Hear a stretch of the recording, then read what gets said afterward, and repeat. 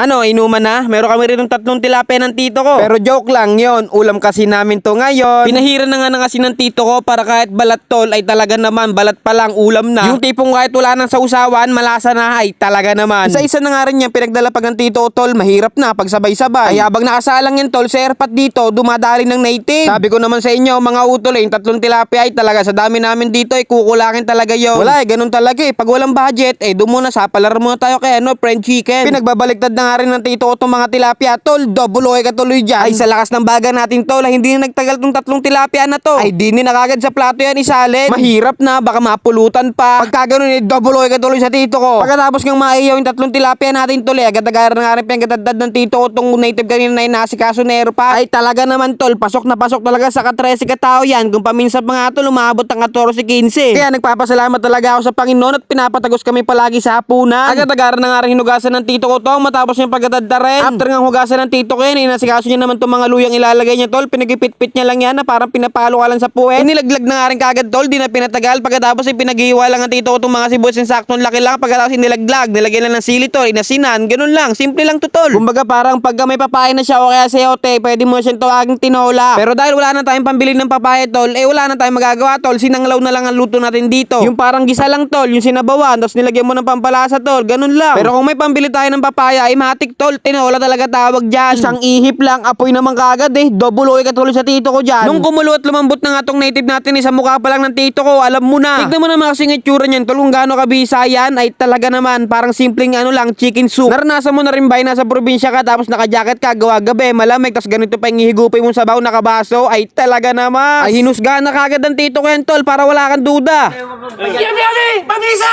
Ay talaga naman, isalin na kagad dito sa may kalanyan tol, nang mahusgahan ulit kung gaano kabisa ba talaga. Basta yung code sign natin sa mukha pa lang ng tito ko, alam mo na. Ay tignan mo naman kasi kung gaano kabisa yan, ganyan na ilalagay mo sa kanin mo o kaya baaw, ay talaga naman tol, kahit tutong talaga tol, laban-laban talaga. O isa pa, uhusgahan ulit ng tito ko kung gaano kabisa ba talaga yan. Ay ewan ko na lang kung magduda ka pa. Yami! Mabisa! Yung ganyang itsura ba naman kasi tol, ay talaga na mes talaga. Kung ganyan lang di matitikman mo tol, wala imbis na only rice, only soup Kaya wag ka na magdalawang isip tol, ganapan mo na din dyan. Kaya paano? Paalam!